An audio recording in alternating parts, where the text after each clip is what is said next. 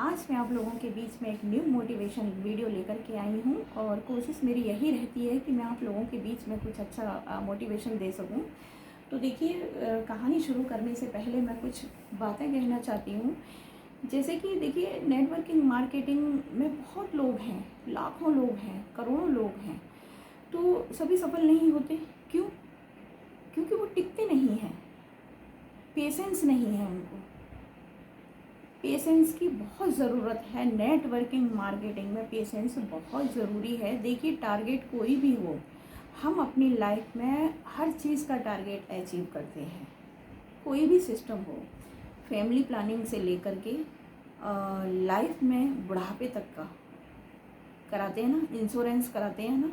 क्यों कराते हैं?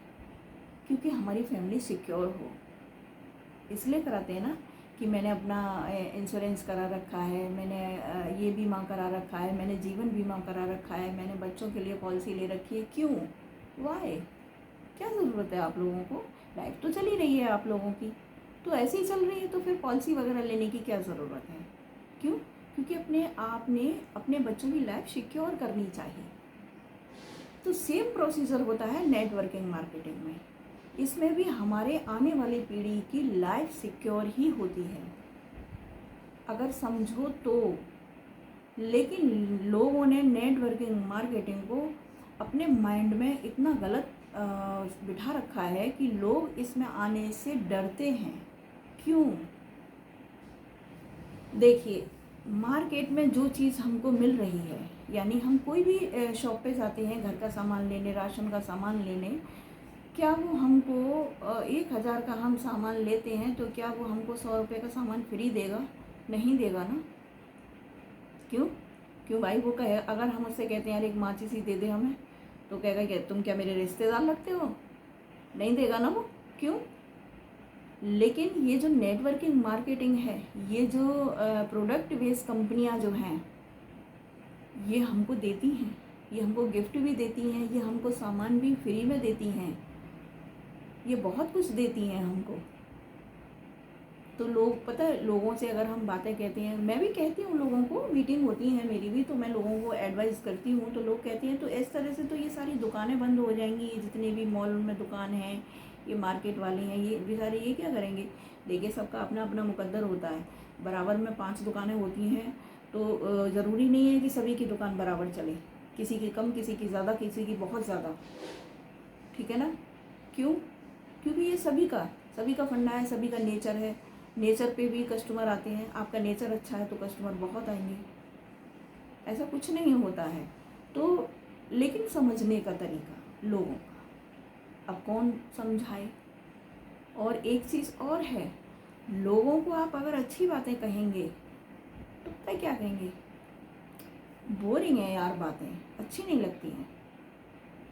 और वर्गलाने वाली बातें होंगी, ओ यार क्या बात करता है यार, क्या सॉलिड प्लान है इसका, क्या सॉलिड बातें हैं इसकी यार, जुनून है इसकी बातों में यार, बहुत टैलेंट बंदा है, इसकी बातें।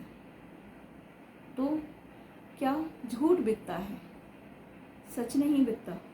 सच में टाइम लगता है, झूठ बहुत आसानी से बिकता है। तो देखिए, एक बात कहना चाहूँगी, बहुत छोटी सी बात है, अगर समझोगे तो बहुत कुछ है, ना समझो तो कुछ भी नहीं है।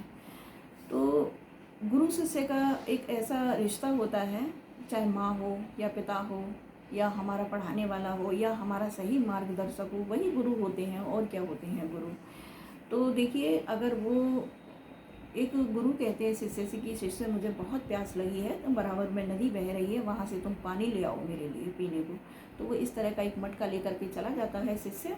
तो वो देखता है कि उस पानी में होकर, नदी में होकर बैलगाड़ी जा रही होती है, तो एक एक करके कई गाड़ियाँ जा रही होती हैं बैलगाड़ी।